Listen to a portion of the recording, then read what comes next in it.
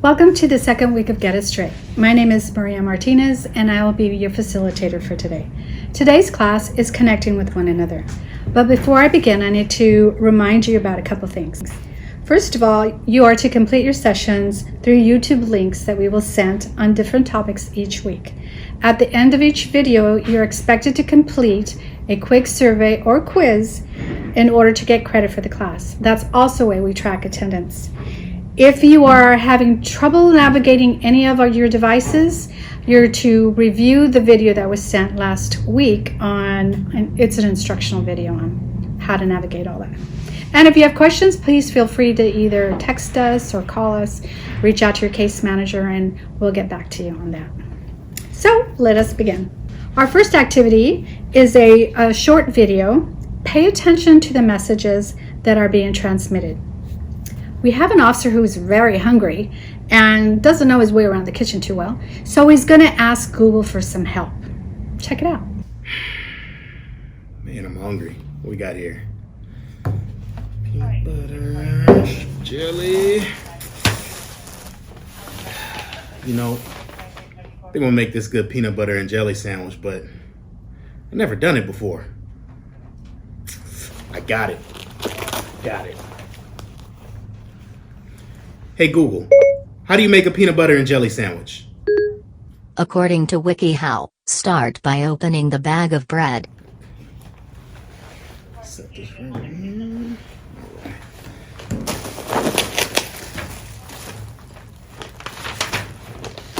Grab 2 slices of bread. Spread the peanut butter on one slice using a butter knife.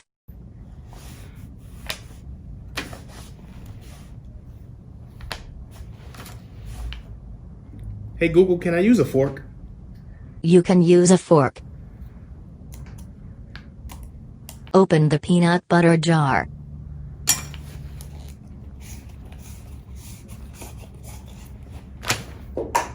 Spread the peanut butter on one slice using your fork.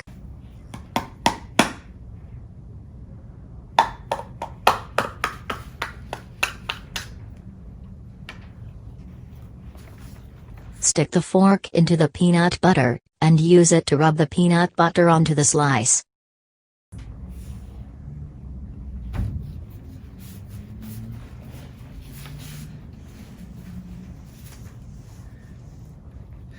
Try using your fork.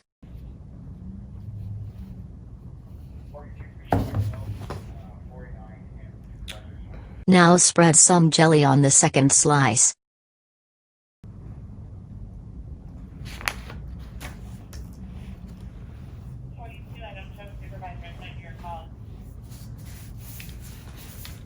This is not working. Use your fork. Open the jelly jar.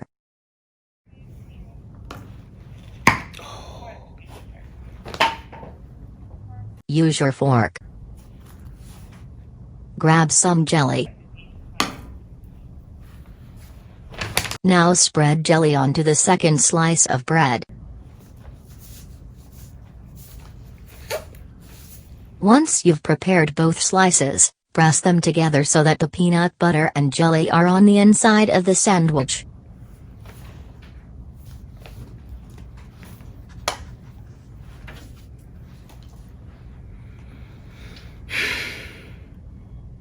don't think this is supposed to go.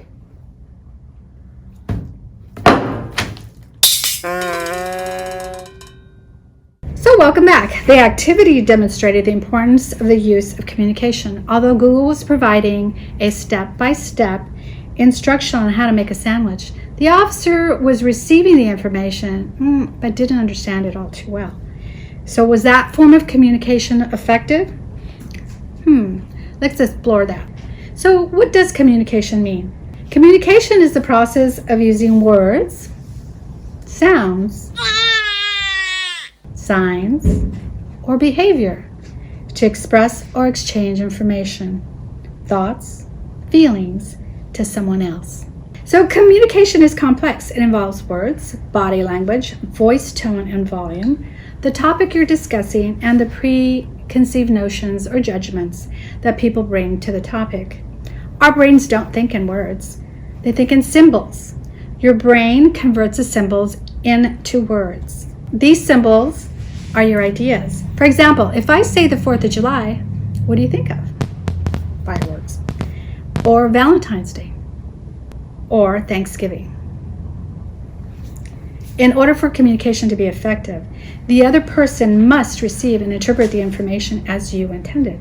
For example, if I say the sky is blue and the person understood it to be purple, then clearly I did not convey my message. They didn't understand what I said. Did you know that there are 5 communication skills? They are thinking, listening, speaking, nonverbal, and finally written. Let's go through these. Thinking. Have you ever heard the saying, think before you speak? Thinking is the beginning of communication. You're gathering your thoughts about what you want to say so that others understand you. Next is listening. Listening allows you to understand the other person's idea, to hear their side of the story, and understand their mindset. Doesn't mean you have to agree with it.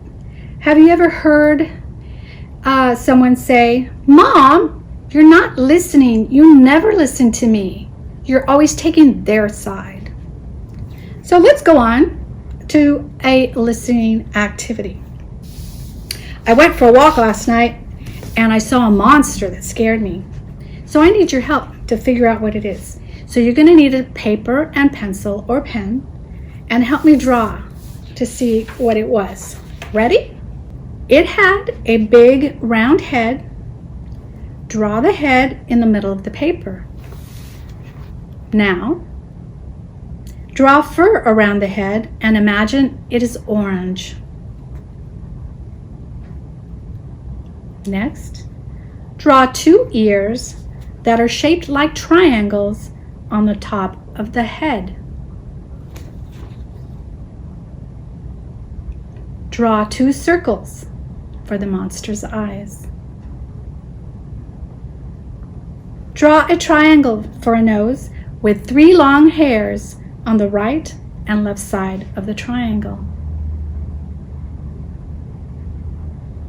What am I? Hopefully you got something that looks similar to this. Boy, I was so scared. I was walking and just jumped down in front of me like a flash. Didn't know what it was. Okay, now let's move on to speaking. It's the selection of words and voice tones that you use when you speak them. Have you ever heard, it's not what you said, it's how you said it? For example, you and your mom had a fight and you call her and she sees your phone and answers, what do you need now? Even before you say hello. Versus, hi honey, what do you need now? In a softer tone. Makes a big difference. So let's move on to nonverbal communication. It's the form of communication that receives very little thought because it happens automatically. Nonverbal communication, it can actually change the meaning of words. So did you know that we learn at a very young age to communicate effectively without even saying a word?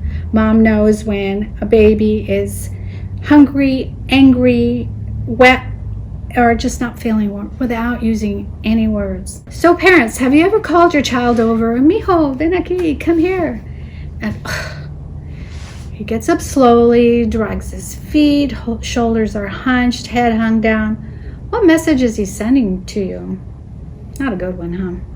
So let's move on. At the end of each of our classes, we want our families to show that they care for one another by a way, hopefully, of a hug. But if some of you are uncomfortable with hugs, think of another way that you could show or express your feelings. Maybe a high five, fist bump. Be creative. Think of your own thing. Think of something that you can do with your families, because that's how we're going to be ending our classes from now on. So let's take a look at some examples. Roll the tape. Mana mana. Mana mana. Mana mana.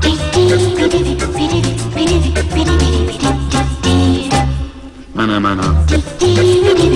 Mana mana. Mana mana.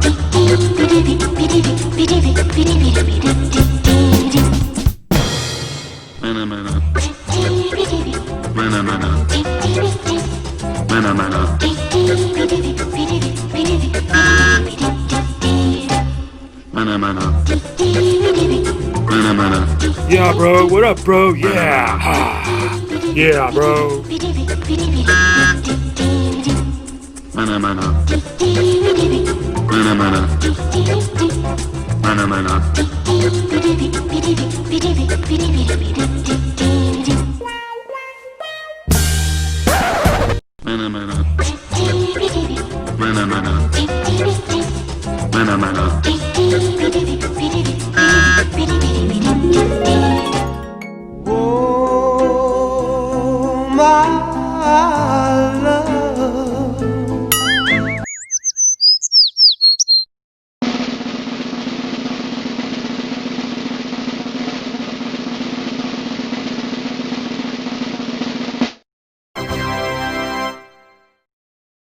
So if you saw in the video, the last hug is what we're looking for when we ask you to hug one another. A warm embrace that you love one another and care for that person that you live with.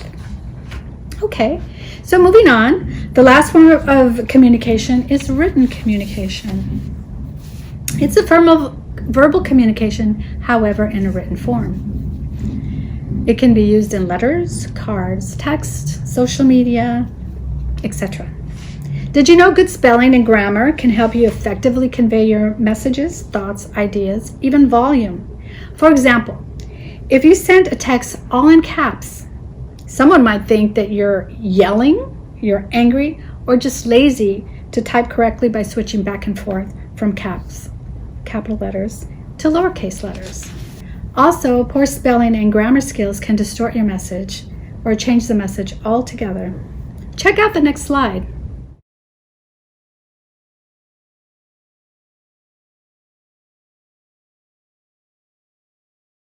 So was mom's meaning of WTF the same as the son's meaning of WTF? I don't think so. So what prevents us from having effective communication? Well, there are a lot of things. There's lack of time, parents are working, cooking, cleaning, maybe they're on Facebook or social media and we don't make time. Or same with kids. How about lack of energy after doing all that? We're just tired. We're frustrated, we're stressed out, and frustration and stress, continual conflict, it's just tough. Also suppressing your feelings. You've held back all these emotions for so long, then you just blow up. That's not good either. So now we're going to get into examples of negative communication. So what is that? Have you ever talked to mom or dad and they're always nagging and lecturing? Have you done your homework? Why not? Well, you know you have to do it before you're on the phone. You know, I don't want your homework to be late. I'm going to get a phone call from the teacher. Until you don't want to hear that, right? So how about interrupting? You're not letting someone finish their statements or their sentences and you say, Mom, Dad, or you're in the middle of a conversation with your parent and their phone rings and they answer the phone. Then you just give up, forget it. Another example of negative communication is criticizing. Have you ever been criticized? You know, you're not good enough. Well, why didn't you get all A's? What's that day about? Wait a minute, why can't you be like your brother? I don't believe it. Oh my gosh, you're so stupid. How about threats? If you don't do this, I'm going to send you to boot camp, or I'm going to send you to live with your uncles. Or what about the children that say, if you don't let me do that, then I'm going to run away? Neither parent or child is correct, and it's not a good way of communication. How about put downs? You're so lazy. You're so stupid. I can't believe you. You'll amount to nothing. What good are you? Neither is good. You're a bad parent. We've all heard this, and it's hurtful. So let's try not to do that. Also, dwelling in the past. Again? I just talked to your teacher last week, and the week before that. What's wrong with you? So those are all examples of negative communication. So let's try to work harder on not doing that with parents and students. Let's try using I statements. You are the only one that can express your feelings, not someone else's. So instead of saying, you always do this and you never let me do that, let's say, I feel hurt when you talk to me that way. Or I feel sad when you put me down. Or I don't like it when you compare me. So, which sounds better? You left the kitchen a mess. Or I was upset this morning because I had to clean up the whole kitchen before I could start breakfast. Or how about asking open-ended questions? So what is an open-ended question? So an open-ended questions are those questions that elicit more than a yes and no answer. For example, did you have a good day at school? Or how about, tell me about your day, son. You're eliciting more than a yes and no answer from that. So how can we have good communication? We need to be honest, be respectful, listen without judgment, appreciate each other for our positive qualities. Like, let's not focus on the dirty bedroom that your son has and his loud, obnoxious music. But what about his nice, genuine, caring spirit when he helps around the house with siblings? And kids, let's not focus on mom's nagging or lecturing when she's a good provider, doing the best that she can and works hard to get you those things that you need. So let's try to remember those things and keep them in perspective. Now it's time to recap. We went over effective versus ineffective communication, the 5 communication skills: thinking, listening, speaking, nonverbal, and written communication. Using I statements, asking open-ended questions. That's all the time we have for tonight. So remember, you have to complete the quiz. The link to the quiz is in the description box below. If you get stuck, there's an instructional video at the end of this video, so stay tuned. If you need additional information or help, always check us out at GIS2020.org.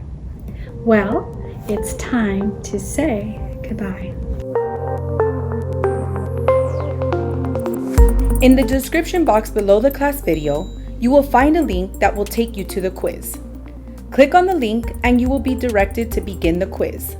Read the information and then press begin. The first question will prompt you to type your first and last name. Please make sure to type your first and last name, as this is how attendance will be taken. Answer all the questions in the quiz and be sure to complete the quiz by Friday at noon.